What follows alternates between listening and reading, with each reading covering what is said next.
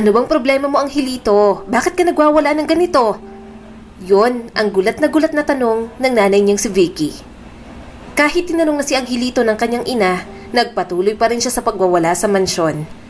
Hindi niya matanggap ang katotohanan. Pinaglaruan ang damdamin niya ng kanyang mga kaibigan. Pinagpustahan lang siya ng babaeng nililigawan. Isa lang ang dahilan sa lahat ng yon, dahil siya ay isang pangit na lalaki. Naluluha na ang kanyang ina. Anak! Punong-puno ng galit ang mukha ni Angelito. Hindi niyo naiintindihan ang nararamdaman ko. Hindi kayo ang araw-araw na kinukutya ng mga tao. Lahat na lang sila. Pangit ang tingin sa akin. Anumang yaman at galing ko sa kahit anong bagay, kapangitan ko pa rin ang nakikita nila. Walang magmahal at tumanggap sa akin dahil sa itsura ko. Dahan-dahang lumapit sa kanya si Vicky. Anak, tigilan mo na to. Mahal ka naman ng mga tao rito sa mansyon, mga tauhan sa hasyenda. Mahal kita.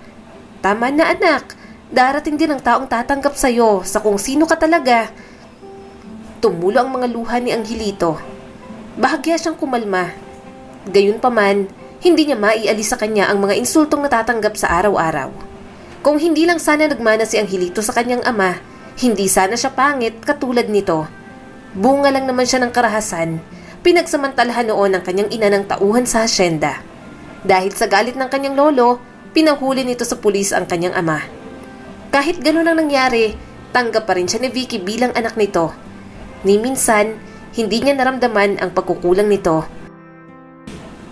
Yun nga lang, nasasaktan si Angelito sa lahat ng pang-aalipustang natatanggap niya mula sa kanyang kapwa. Mama, ayoko na po sa mukha ko. Hindi ko ito gusto. Bakit ba hindi na lang ako nagmana sa inyo? Bakit kailangan sa walang hiya ko pang ama?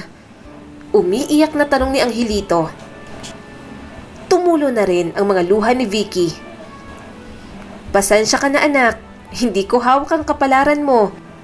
Hindi ko kayang pigilan ang magiging itsura mo. Pero tanggap naman kita, kahit sino ka pa Angelito. Lahat ng tao dito sa mansyon mabuting tao ang tingin sa'yo at sapat na yon. Kailanman, hindi magiging sapat ang pagiging mabuting tao lang sa mundong ito. May pagdududa rin siya sa lahat ng tao sa hasyenda. Alam niyang pinapakitaan lang siya ng maganda ng mga ito dahil siya ang amo. Pero kapag nakatalikod na siya, iba't ibang panlalait din ang kanyang natatanggap mula sa mga ito. Pumunta po tayo sa abroad, mama. Desperado niyang sabi. Kumunot naman ang noo ni Vicky. Ha? Bakit gusto mong pumunta doon? Gusto ko pong baguhin ang mukha ko. Determinado niyang sabi. Bumaha ang gulat sa mukha ni Vicky. Anong sinabi mo? Lumuhod siya sa harapan ng kanyang ina. Kung yun lang ang paraan para pumayag ito, ibababa niya ang kanyang pride. Desperado na talaga siyang baguhin ang kanyang buhay. Angelito, tumayo ka dyan. Bakit ka lumuluhod? Gulat na tanong ng kanyang ina. Hindi na napigilang humikbi ni Angelito. Mama, please, gusto ko pong baguhin ang lahat. Gusto ko pong magparitoke ng mukha. Kahit hindi po sobrang magandang mukha ko, kahit kamukha mo lang po mama, pagod na akong maging pangit. Hindi ko na po kayang tingnan pang sarili ko. Ang pamana ng taong pinagsamantalahan kayo. Parang sumpa po lahat ng naranasan ko. Hindi ko na po talaga kaya mama. Lumuhod din si Vicky at mahigpit na niyakap ang anak. Bilang mama mo, nasasaktan na kung laging ganito ang nararanasan mo. Kaya sige, susuportahan kita sa gusto mong mangyari. Magbabagong buhay tayo. Babaguhin natin lahat at lalayo tayo sa mga mapanghusgang mga tao. Mas lalong umiyak si Angelito. Desidido na talaga siya. Mahalagang suporta sa kanya ni Vicky at gumaan ang pakiramdam niya nang pumayag ang kanyang ina. Katulad ng gusto niyang mangyari, pumunta sila sa States. Doon niya ipinagawa ang kanyang mukha. Hindi siya humiling ng sobrang kisig na itsura. Gusto niya lang mas maging kahawig ang kanyang ina. Para masabi naman ng mga taong kay Vicky siya nagmana at hindi sa kanyang amang masamang tao. Bukas na ang operasyon mo anak. Kinakabahan ka ba? Mahinang tanong ni Vicky. Umiling siya kaagad. Hindi pa ako kakabahan sa bagay na magpapasaya sa akin. Salamat po talaga mama. Hindi ko rin po magagawa ang malaking desisyon na to kung wala ang suporta at pagtanggap mo. Hinaplos ni Vicky ang kanyang mukha. Nasasaktan ako sa nangyari sa'yo. Napalaki man kita ng maayos. Pakiramdam ko kulang pa rin. Huminga ng malalim si Angelito. Wala po kayong pagkukulang. Sobra-sobra na nga po ang pagmamahal na ibinibigay ninyo sa akin. Ito pong gagawin ko. Laban ko po sa pagitan ng aking sarili at pagkatao. Basta, kung anong magpapasaya sa'yo anak. Kung ito lang ang paraan para magkaroon ka ng confidence sa sarili mo, papayag akong gawin mo to. Napangiti si Angelito. Naghintay pa sila ng isang araw. Habang mag-isa sa loob ng silid, napatingin siya sa salamin. Pinagmasdan niya sa huling beses ang kinakasuklaman niyang mukha. Dumaan ang kanyang paningin sa malapad at malaking ilong. Makapal na mga labi, buhay na nunal, malapit sa linya ng kanyang mukha sa tuwing siya'y tumatawa. Lahat ng katangiang iyon, ayaw niya nang muling makita pa. Magiging maayos din ang lahat. Hindi na ako ang dating kukutsain ng mga tao sa pagbabalik ko. Mariin niyang sabi sa harap ng salamin. Yon ang tanging niyang iniisip at ginawang lakas para mapaglabanan ng takot. Habang nasa loob ng operating room, niyakap niyang pagbabagong magaganap sa kanya. Lumipas ang mga buwan ng pagpapagaling, tuluyan ng tatanggalin ang benda sa kanyang mukha. Hindi niya napigilang umiyak nang makitang bagong itsura. Ako na ba talaga to? Hindi na ako pangit? Hindi niya makapaniwalang tanong. May kislap na luha sa mga mata ni Vicky.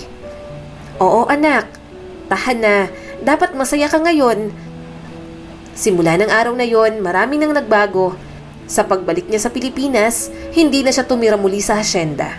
Sa Maynila na siya namalagi para pamahalaan ang kanyang mga negosyo. At sa bagong simula, hindi na siyang dating pangit na si Angelito, kundi si Jello na hinahangaan ng lahat. Ikaw ay nasa nangungunang 50 pinakamayamang negosyante sa ating bansa. Iba ka, Jello. May mga bagay ka pa bang hindi kayang gawin? Tanong ni Mr. Villarama, ang isa sa shareholders ng kanyang kumpanya. Sumimsim ng alak si Jello habang pinagmamasdan ng city lights mula sa glass window ng opisina. Maraming nagbago sa kanyang buhay simula nang ginawa niyang desisyong magparetoke. Maraming nawala kay Jello, pero marami rin ang nagbukas na pinto ng oportunidad para sa kanya. Sabihin na lang natin, hindi ko alam paano magmahal ng tama. Wala pa akong mapupusuang maging asawa. Natatawang sagot ni Jello. Umalpas din ang tawa sa bibig ni Mr. Villarama. Masyado ka lang busy. Sa gwapo mong yan, imposibleng hindi ka makahanap ng taong magmamahal sa'yo. Ikaw ay walang awa sa industrihang ito pero alam kong iba ka kapag nagmamahal. Tingnan mo ako, hindi ako magiging successful din ng ganito kundi dahil sa suporta ng asawa ko. Humarap si Jello rito. Makulit ang mga asawa, masyadong demanding sa oras natin. Humalakhak ulit ito. Pero mapag-alaga pa rin sila. Mahal nila tayo kaya gusto nilang atensyon natin. Nasasabi mo lang siguro yan kasi wala ka pang asawa. You're a bachelor.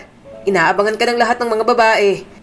Ewan ko lang sa'yo kapag hindi ka pa nakahanap ng babaeng mamahalin mo. Siguradong kulang na lang, ibigay mo lahat ng meron ka. Tumatak sa isip ni Jello ang sinabi ni Mr. Villarama. Wala pa rin kasi sa isip niyang magseryoso.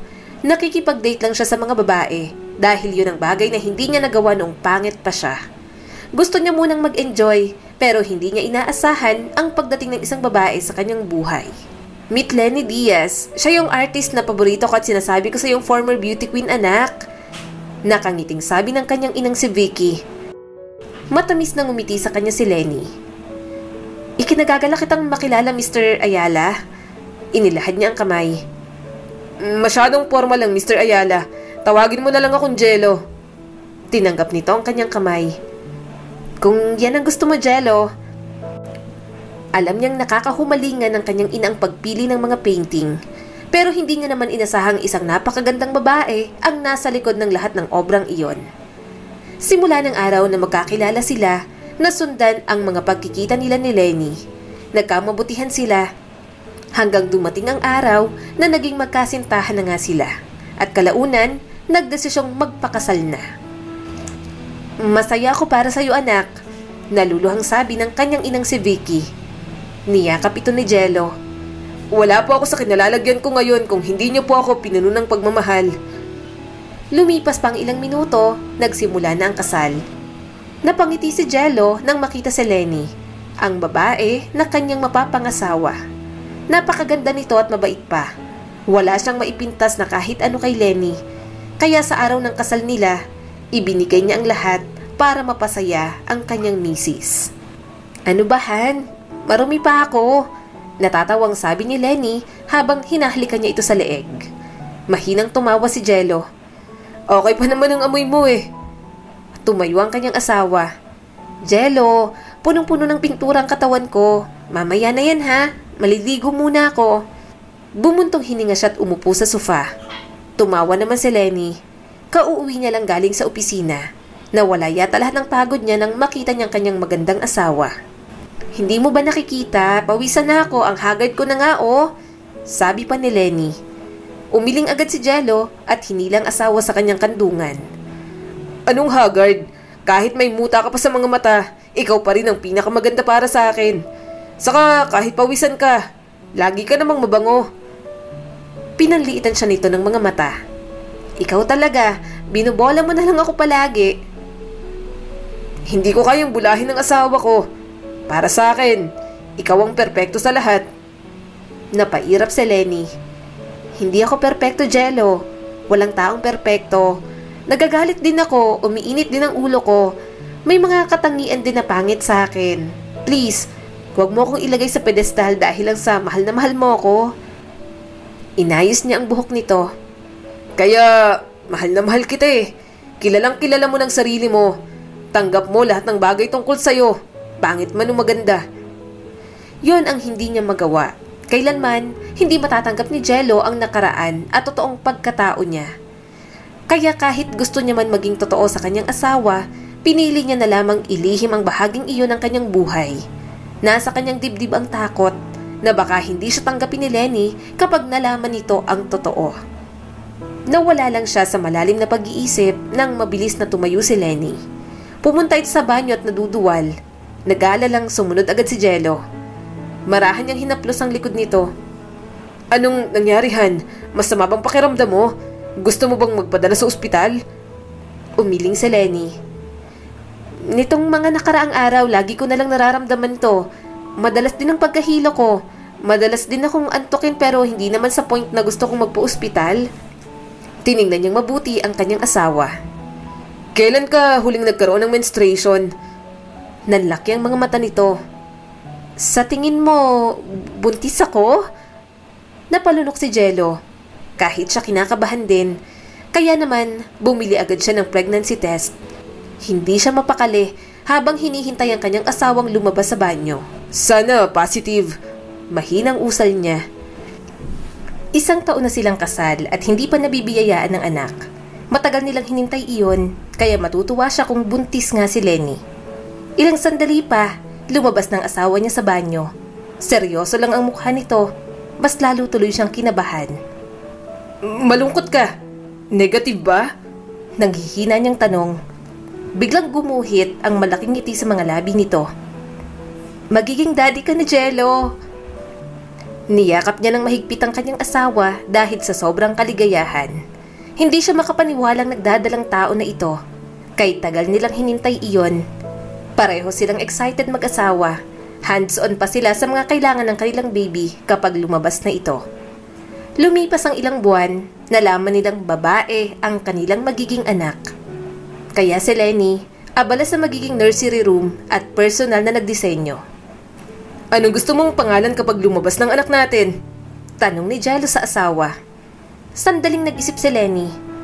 Gusto ko, Chelsea ang ipangalan sa kanya. Napangiti si Jello. Chelsea, ang gandang pangalan.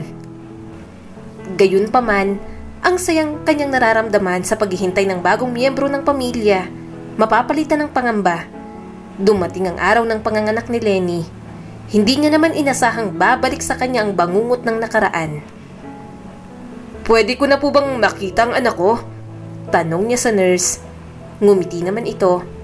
Yes po, nasa nursery room po ang baby. Pwede kayong sumilip, pero bawal pa po kayong pumasok sa loob. Nagmamadaling naglakad si Jello papunta sa nursery room.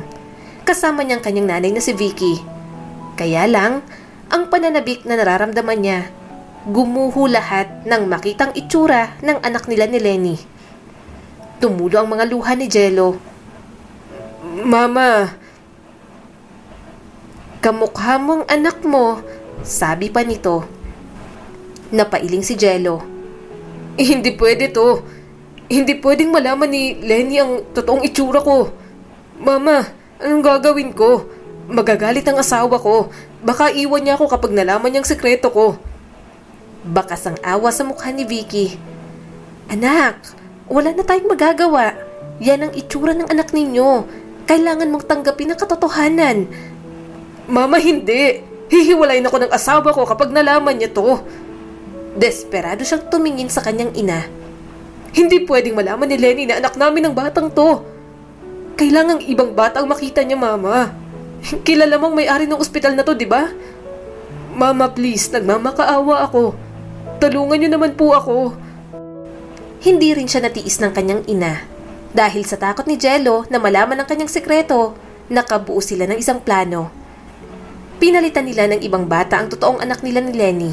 Naghanap sila ng batang inabandona sa ospital. Masasabing kahawig ng kanyang asawa para hindi ito magduda. Wow! Ang ganda naman ng baby natin, Han. Ang gandang bata ni Chelsea. Nakangiting sabi ni Lenny. Pinilit niya na lamang umiti. Nadudurog ang kanyang puso. Ang pangalang para dapat sa totoo nilang anak sa ibang tao na nito ibinigay. Hinalikan niyang buhok ni Lenny. May lumandas na isang butil ng luha mula sa mga mata niya. I'm sorry. Garal-gal ang boses na saad ni Jello. Kumunot ang noon ni Lenny. Bakit ka naman humihingi ng sorry? Iniisip mo bang masyado akong nahirapan sa panganganak?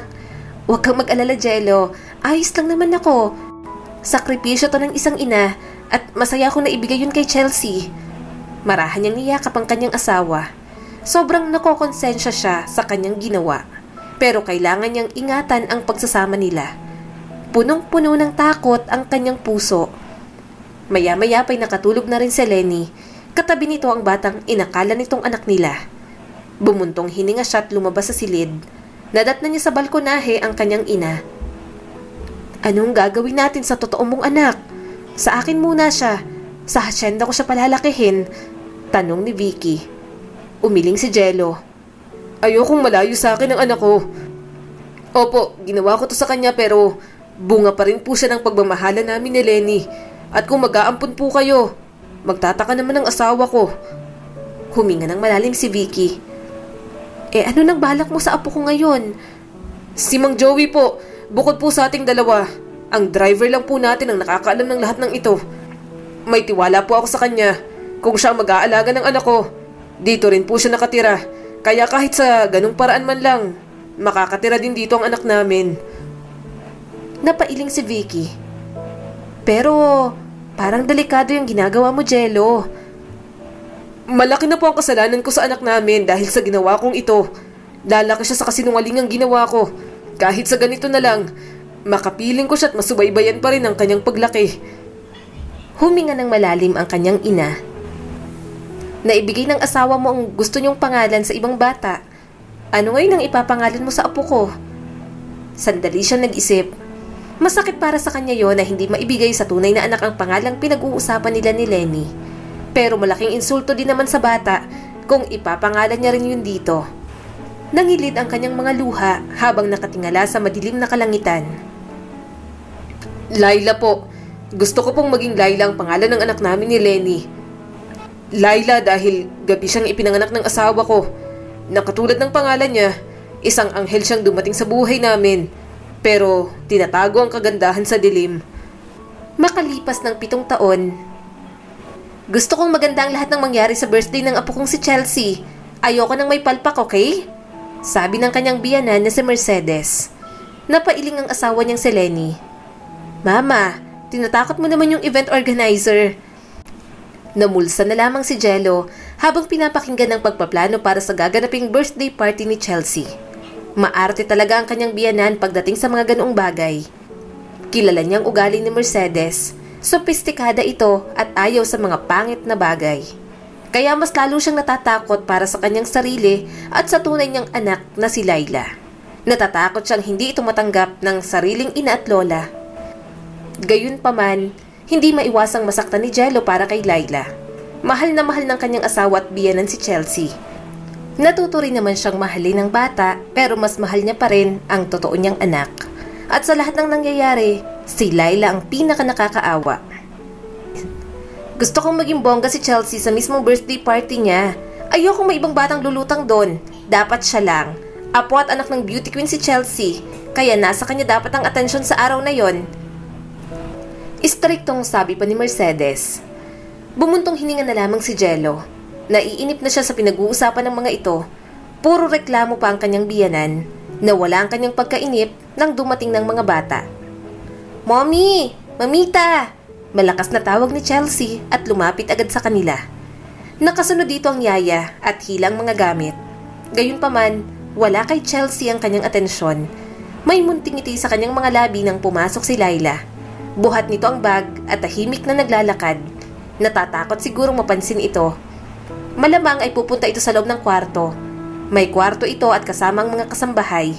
Malapit kasi ito sa lahat ng kasambahay dahil si Mang Joey, ang family driver, ang inakala ng lahat na ama nito. Nako, nakita ko na naman ang batang yon. Siguraduhin yung magpakalat-kalat ang pangit na yon sa birthday party ng apo ko. Bulalas bigla ni Mercedes. Kumunot agad ang noo ni Jello. Mama, wag niyo naman pong pagsalita ng ganyan si Laila. Bata po siya. Siguradong masasaktan ng kanyang damdamin. Tumaas ang isang kilay ni Mercedes.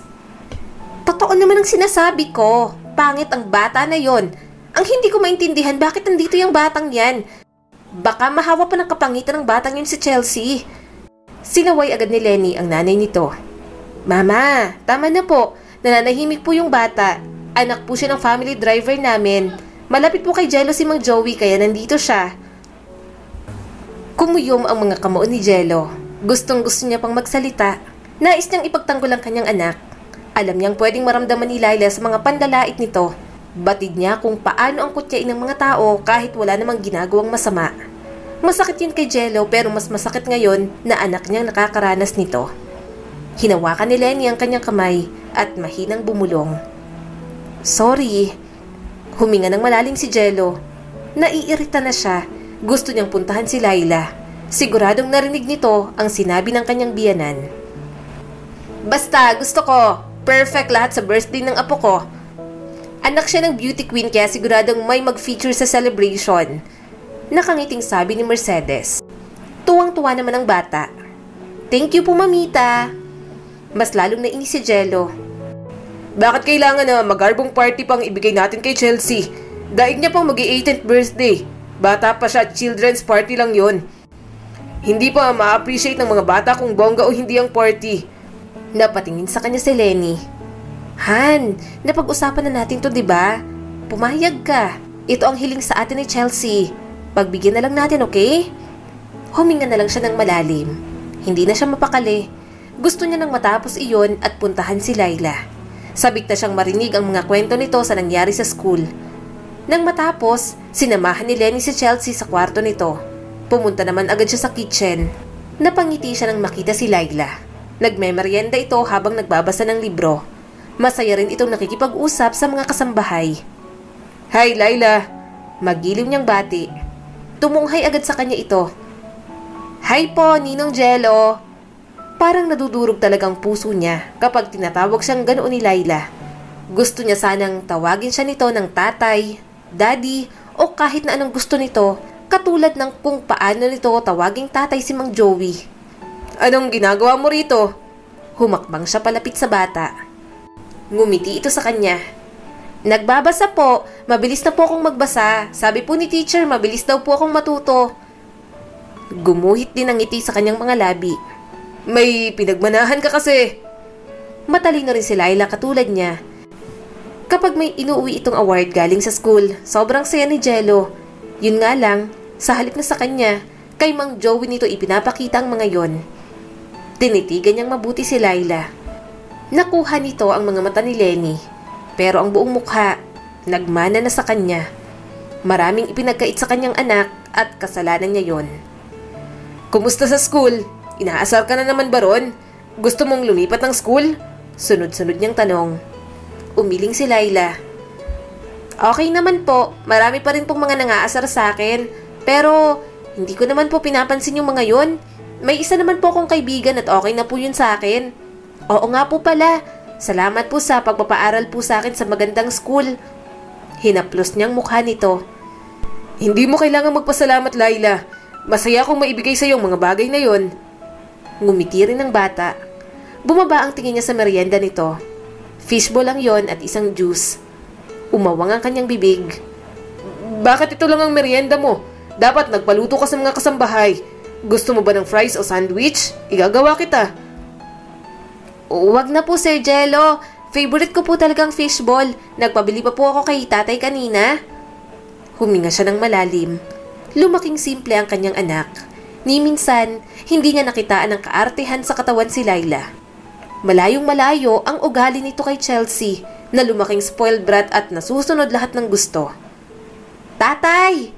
Maya-maya ay sigaw ni Laila at tumakbo palapit kay Mang Joey. Parang sinasakal ang kanyang puso. Gusto niya ring salubungin siya ng ganoon ni Laila. Tumingin naman sa kanya si Mang Joey, halatang nag-aalala. Umiling lamang si Jello at bumuntong hininga. Jello! Napalingon siya sa kanyang asawa. Oh, Lenny! Napatingin ito kay Laila. Anong ginagawa mo rito? Nagugutom ka ba? Hinahanap kita kanina pa, nandito ka lang pala. Nakikipagkwentuhan lang ako kay Laila. Bakit? May tumatawag kasi sa cellphone mo kanina. Si Mr. Villarama, tungkol yata sa negosyo. Saad naman ito.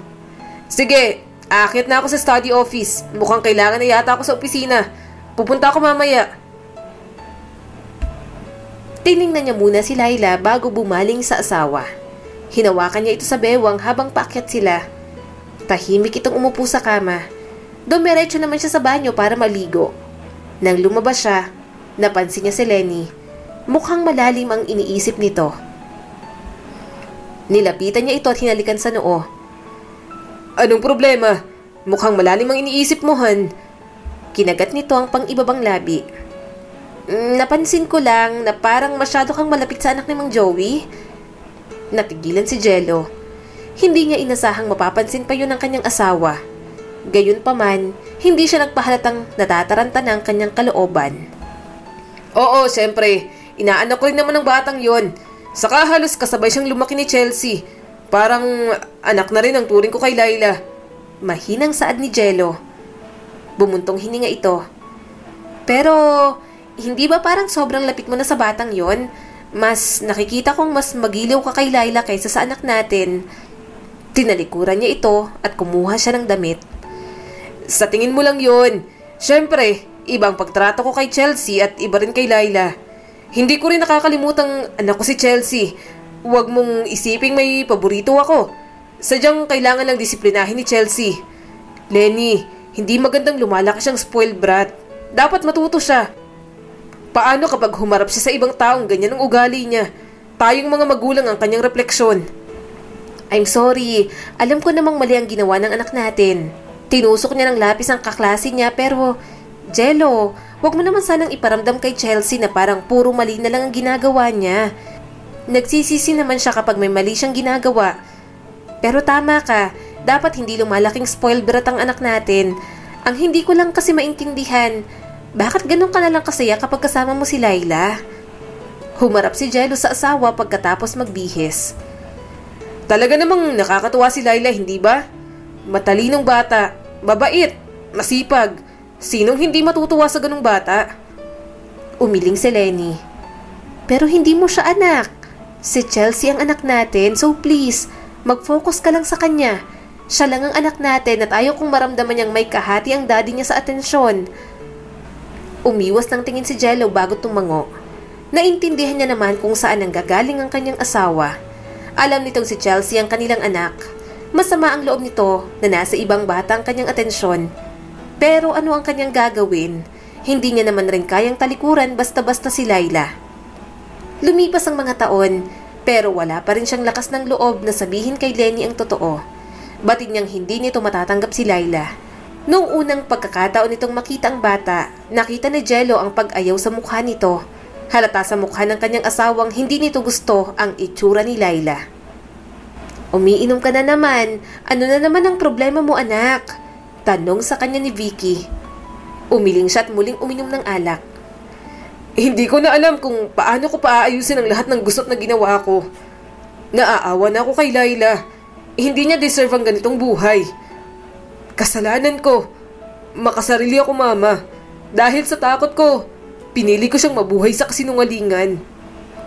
Niyakap siya ni Vicky. Huwag kang mag-alala. Palagi akong nakaalalay sa aking apo. Kahit hindi niya alam ang totoo, hindi ko siya hinahayaang mamuhay siya sa hirap. At kung may isang tao mang makakaayos nito, ikaw lang yun, Jello. Tumulo ang mga luha niya.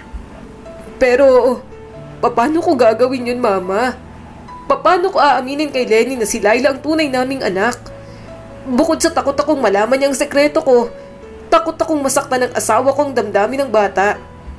Ayokong maramdaman ni Laila yun, na kahit sa sarili niyang ina, hindi niya maramdaman ang pagtanggap. Alam na alam ko ang pakiramdam na yun, mama, kasi napunta na ako sa ganung sitwasyon. At yun ang ayokong mangyari sa totoo kong anak. Mas humigpit ang yakap sa kanya ni Vicky. Hindi niya na napigilang humagulgol. Naghihirap na talaga ang kanyang kalooban. Gustong-gusto niya nang palayain ang kanyang sarili mula sa lihim ng nakaraan.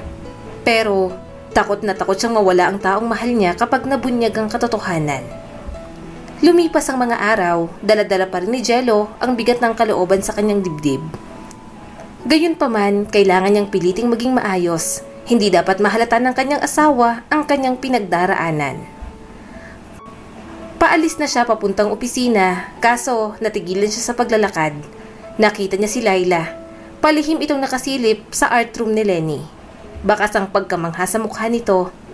Nang silipin niya rin ang loob, nakita niya ang kanyang asawa. Abala ito sa pagpipinta. Huminga siya ng malalim at bumaba na pagkatapos ay sumakay sa kotse. Habang nasa biyahe, hindi niya napigilang magtanong kay Mang Joey. Anong mga kinahihiligan ni Laila ngayon? Nahihiyang tanong ni Jello. Napangiti naman ito. Naku sir, nahilig po si Laila ngayon sa art. Nakahiligan niya yung mga drawing at painting katulad ni Ma'am Lenny. Gumuhit ang ngiti sa kanyang mga labi. Mukhang katulad ng asawa niya, mahilig din ang kanilang anak sa pagpipinta. Simula nang malaman niya yon, napagdesisyonan niyang suportahan ang pag-aaral nito ng sining. Mas maganda sana kung si Lenny ang nagtuturo sa kanilang anak. Pero alam niyang hindi pwede. Binili niya na lang kay Mang Joey na i-enroll si Laila sa isang art class. May regalo sa'yo si Sir Jello, anak. Sabi ni Mang Joey sa bata. Wow, talaga po? Nakasilip lamang si Jello sa mga ito. Napangiti siya nang makita ang tuwa sa mga mata ng kanyang anak. Advance gift niya iyon para kay Laila. Pinagawa niyang mini art room ni Laila ang bodega. Malayo naman iyon sa mansyon at hindi na mapapansin pa. Gusto niya lang talagang ma-enjoy ni Laila ang hobby nito nang walang pumipigil na kahit na sino. Talaga po, magiging art room ko po ito.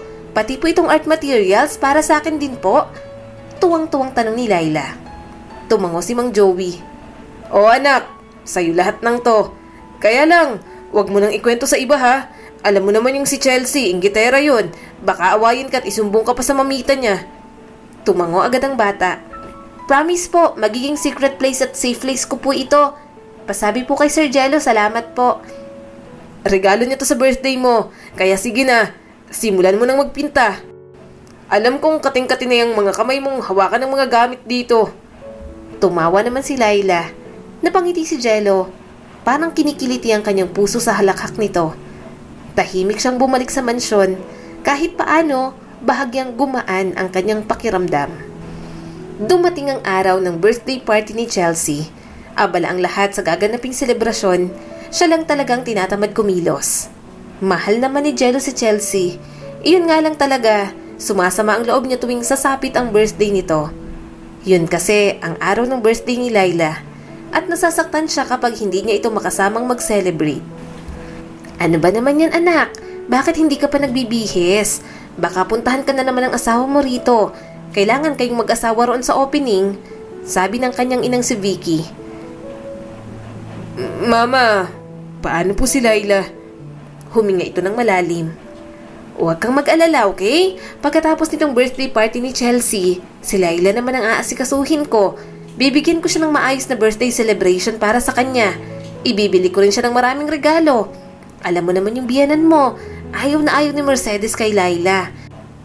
Baka pag-initan pang apo ko kapag nakitang pakalat-kalat sa party. Huwag kang mag-alala, pababayaan ko ba naman ang tunay kong apo? Napailing na lang si Jello. Pero sa kaibuturan ng puso ko, ayaw ko nangyayaring tumama. Gusto kong unahin si Laila. Siya naman talagang totoo kong anak. Ang dapat na nagtatamasa ng celebration na to. Kaya dapat na hindi isinasantabi muna sa kahit na anong sitwasyon si Laila. Naiintindihan ko ang gusto mong mangyari. Pero anak, anong gagawin natin? Ikaw nang nagsimula sa gulong to. Pinili mong mangyari ang lahat ng nangyayari ngayon.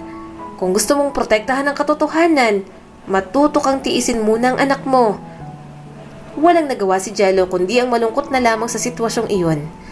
Masaya ang lahat ng tao sa birthday party. Pero ang kanyang tunay na anak, nasa loob lang ng kwarto nito at hindi pinapalabas ng kanyang mother-in-law na si Mercedes. Bumati si Jello sa mga bisita. Gayunpaman, tumatakbo sa ibang bagay ang kanyang isipan. Hindi niya magawang maging masaya habang nakikitang masaya si Chelsea na nasa harap ng mga kalaro nito. Han, ayos ka lang ba? Tanong sa kanya ni Lenny. Napalunok naman siya. Medyo masama lang ang pakiramdam ko. Hinawakan nito ang kanyang kamay. Alam kong ayaw mo sa mga ganitong party at pag-usapan ng publiko. Sorry, si mama kasi, hindi ko rin mapigilan. Ayos lang, bago ka pa naman dumating sa buhay ko, alam ko na kung saang linya ka nababagay. Kilala ka ng mga tao. Hindi ko pwedeng tanggalin yun sa'yo dahil lang naging asawa mo ako. Salamat. Ang swerte ko sa Jello. Wala na akong mahanap na ibang asawang katulad mo. Para namang hahayaan kitang maghanap ng ibang asawa. Hindi ako papayag. Ako lang ang asawa mo. Mahinang tumawa si Lenny. Ang siloso mo, hindi naman talaga ako maghahanap ng iba. Mahal na mahal kaya kita. Tinitigan niya ito sa mga mata. Mahal na mahal niya rin naman si Lenny. Gagawin niya ang lahat para rito. Gayunpaman, kung nagkakilala kaya sila, habang pangit pa siya, makukuha kaya nitong tingnan man lang siya? Paano kung ako ang pinakapangit sa mundo? Mamahalin mo pa rin ba ako? Tanong niya bigla rito. Natawa naman ito.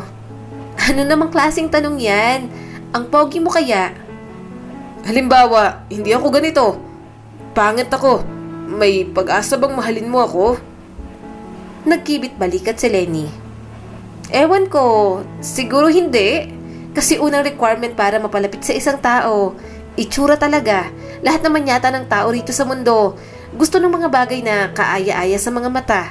Kaya baka kung pangit ka, hindi kita mamahalin. Umiwas siya ng tingin. Mas lalong nadagdagan ng takot ni Jello. Malinaw na hindi siya kayang tanggapin ni Lenny. Pero may ibang ganda rin naman ang mga taong pangit sa paningin ng iba. Mahinang saad niya rito. Ano? Alam mo, sa painting, abstract ang pinakamagulong tingnan, pero sa akin, yun ang pinakamaganda. Kasi sa mga ganong klase ng obra, mas marami akong emosyong nakikita.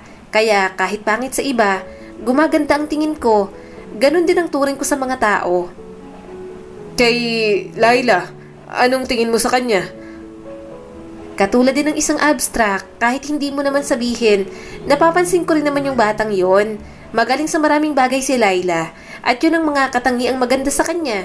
Hindi naman sa ayaw ko sa kanya, pero naiinis lang siguro ako dahil mas binibigyan mo ng atensyon yung bata na yung kaysa sa anak natin. Alam kong naaawa ka kay Laila, pero ganun din naman ako. Pero sana, alam mo kung sino ang mas dapat na pinapahalagahan mo. Ang lakas ng tibok ng puso ni Jello. Parang may nagtutulak na sa kanya ng mga oras na yon na sabihin kay Lenny ang totoo. Parang binibigyan na siya ng langit ng senyales na umami na. Pero mukhang inakala niya lang pala yon. Napalingon siya sa harap nang marinig ang sigawan ng mga bisita. Laila! Sigaw niya at tumakbo papunta sa mga bata. Nanlaki ang kanyang mga mata nang makitang nag-aaway sina Chelsea at Laila. Tumama ang kanyang anak sa lamesa kung saan nakapatong ang cake ni Chelsea. Napaupo sa damuhan si Laila. Babagsak na rito ang cake pero bago pa mangyari yon, mabilis niya nang kinuha ang bata. Si Chelsea tuloy ang nabagsakan ng cake. Malakas itong umiyak pero umiiyak din si Laila. Ayos ka lang ba, ha? Tanong niya sa bata. Mas lalo itong umiyak nang mahawakan niya ang braso nito. Nanlaki ang kanyang mga mata nang may nakabaong bubog sa braso ni Laila. Jello! Ano ba? Unahin mo muna ang anak natin. Tawag sa kanya ni Lenny. Pero wala na roon ang atensyon niya. Mukhang nabagsakan lang naman ang cake si Chelsea. Si Laila ang kailangan niyang dalhin sa ospital. Malalim ang sugat nito sa braso at ayaw tumigil ng pagdurugo. Mang Joey, isugod po natin si Laila sa ospital. Malakas niyang sigaw at tumakbo papuntang sasakyan. Jello! Hindi niya namalayang sinundan na pala siya ni Lenny. Naisa kanya na si Laila sa loob ng sasakyan. Sasakay na sana siya pero pinigilan siya ni Lenny. Jello, ano ba? Mas kailangan ka ni Chelsea ngayon. Umiiyak na rin ang anak natin at napahiya pa. Bulala sa kanya nito. Hinawi niya ang kamay ni Lenny na nakakapit sa kanyang braso. Mamaya na siya. Mamaya na tayo mag-usap. Kailangan ako ni Laila ngayon. Walang pagdadalawang isip na sumakay siya sa kotse. Habang nasa biyahe, iyak pa rin ang iyak si Laila. Pinilit niya naman itong pakalmahin. Kahinaan ni Jello kapag umiiyak ang kanyang anak. Parang dinudurog ng pinong-pino ang kanyang puso habang nakikita itong nasasaktan.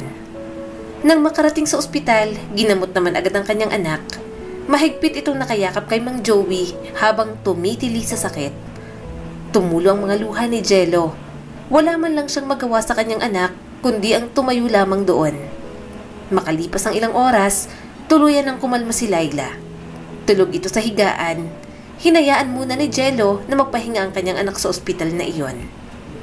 Sir Jello, kape ka muna. Masyado ka ng stress dahil kay Laila. Sabi pa sa kanya ni Mang Joey. Tinanggap niya naman iyon. Salamat po. Hanggang kailan mo ba itatago ang katotohanan? Naawa na ako sa anak mo, Sir Jello. Sigurado rin na nagtataka na sa'yo si Ma'am Lenny. Alam ko yun, Mang Joey. Simula nang palitan ko ang mukha ko. Akala ko totoong malaya na ako. Pero parang mas lalo lang akong nakulong. Pagod na akong magpanggap na okay lang ang lahat. At ngayon, damdamin ng sarili kong anak ang sasaktan ko. Pati ang asawa ko, sinaktan ko rin. Tinapik nito ang kanyang balikat. Ang katotohanan ang magpapalaya sa iyo, Sir Jello. Mas lalong bumagsak ang kanyang mga luha.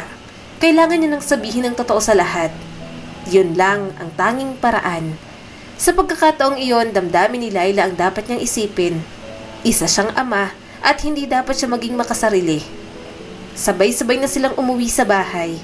Pagpasok niya sa kwarto, sumalubong sa kanya ang malamig na tingin ni Lenny. Han, pwede ba tayong mag-usap? Mahina niyang tanong rito.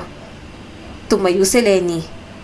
Dapat talaga tayong mag-usap dahil hindi ko na nagugustuhan ng ginagawa mo sa anak natin. Ano yun? Bakit mas inuna mo pang alalahanin ng anak ng iba?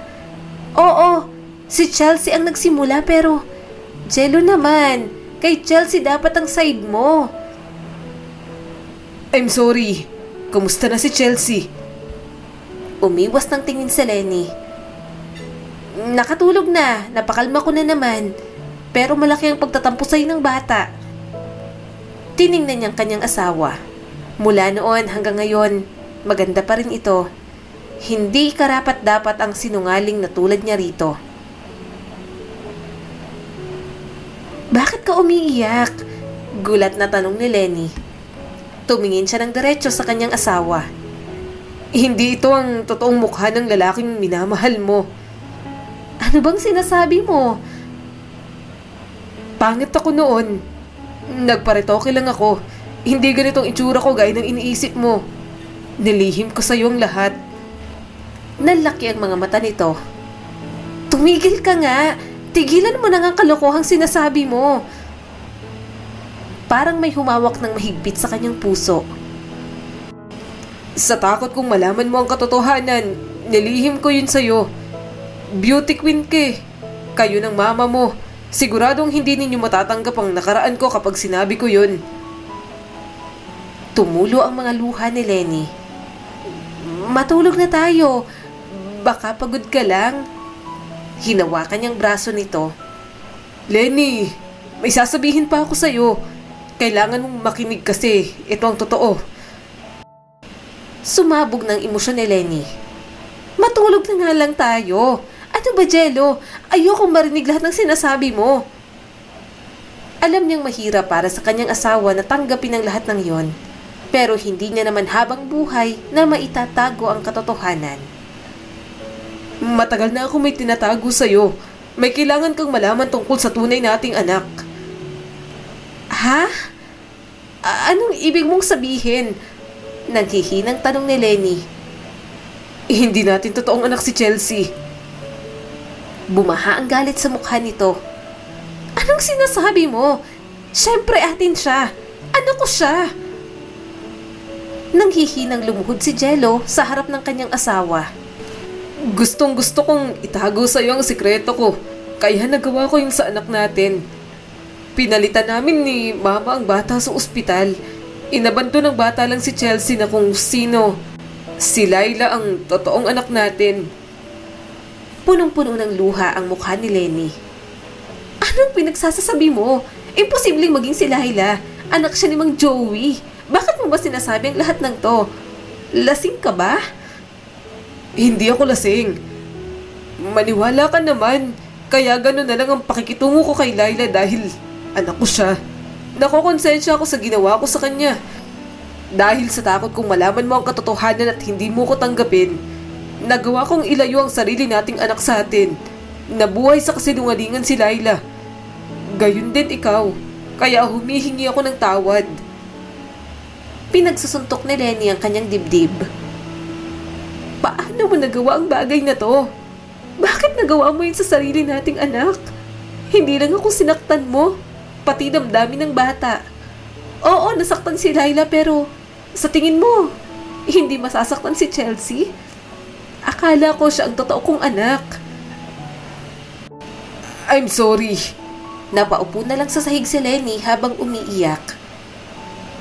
Hindi ko alam kung mapapatawad pa kita, Jello. Sinira mo ang tiwala ko. Hindi mo man lang ako hinayaang magdesisyon para sa anak natin. Oo, masasaktan ako dahil naglihim ka.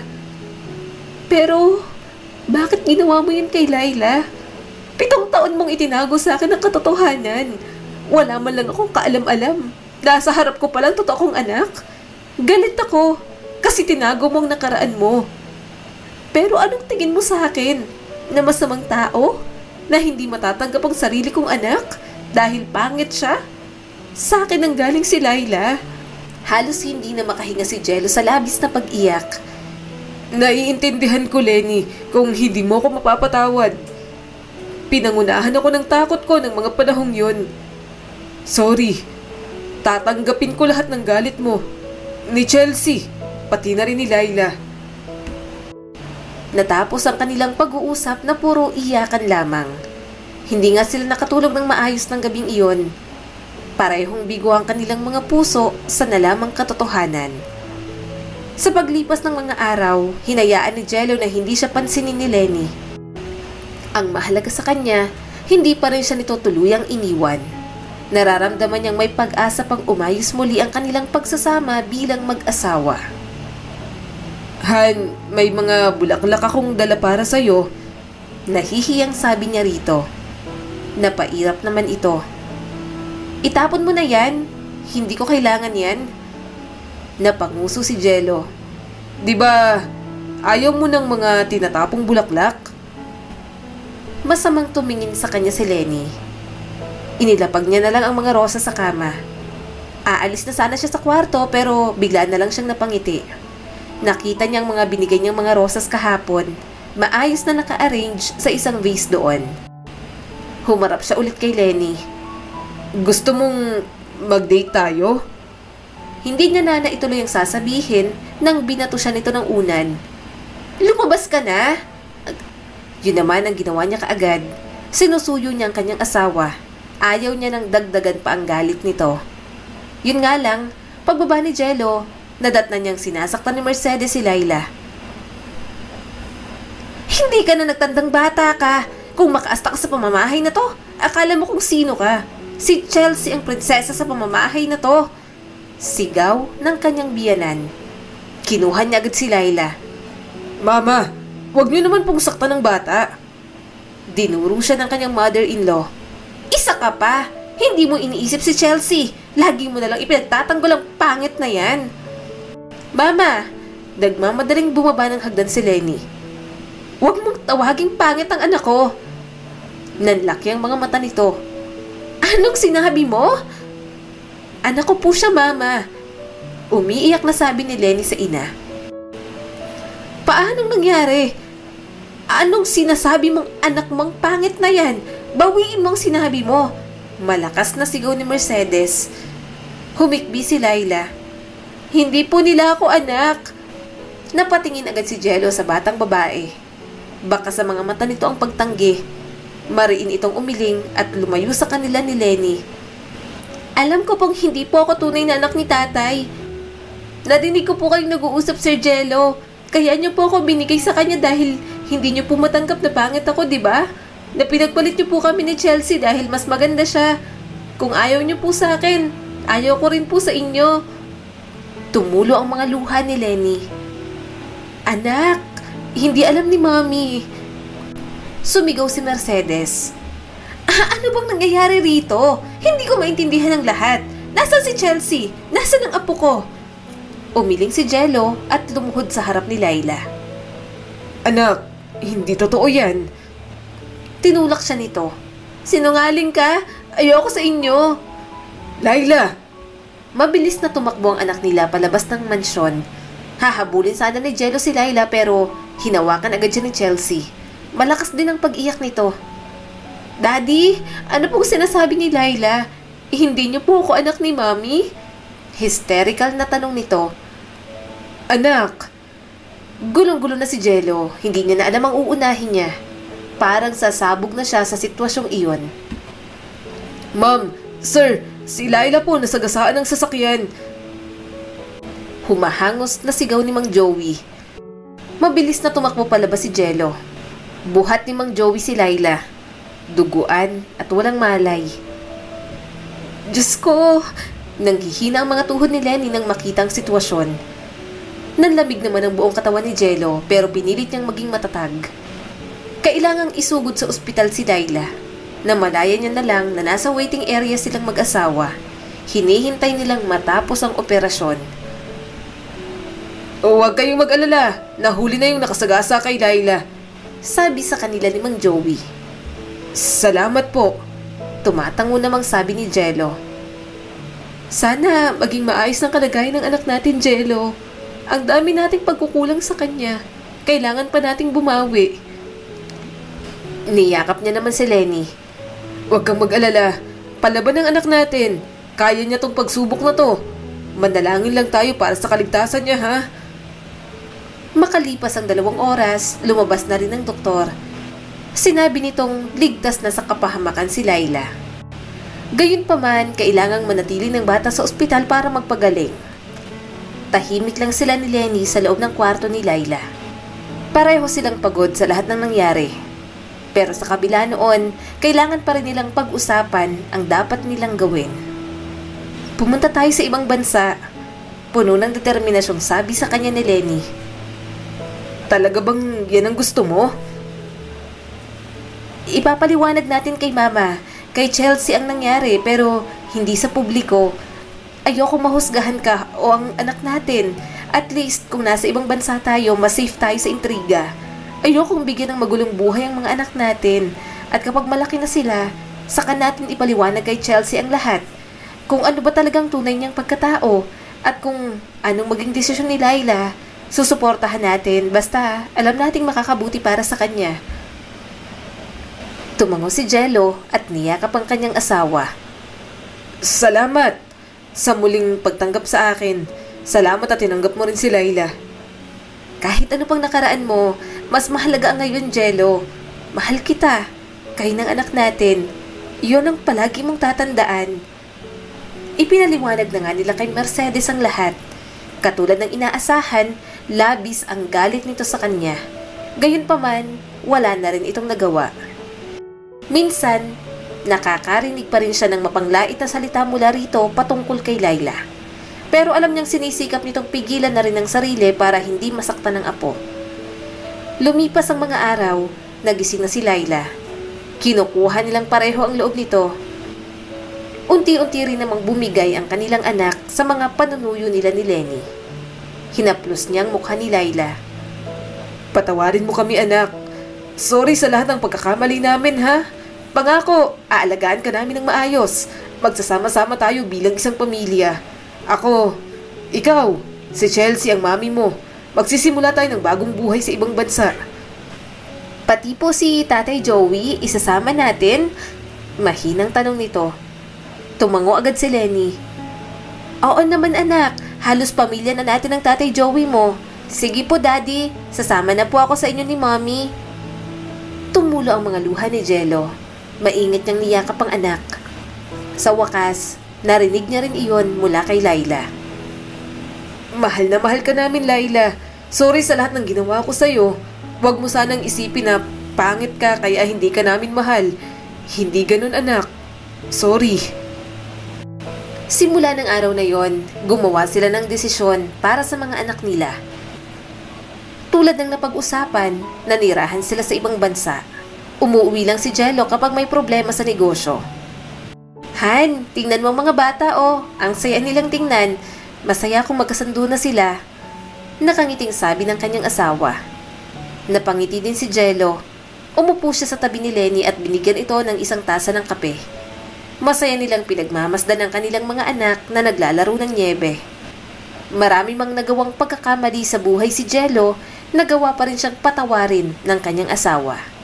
Dahil din sa anak na si Laila, natuto siyang tanggapin ang mga bagay na pangit sa kanya. May mga naiwan mong problema, alam ni Jello na kakayanin nila iyon basta sila ay sama-sama. Muli, ito po si Skylar Guro at sana may bago na naman kayong natutunan sa kwento natin ngayon. Maraming salamat po.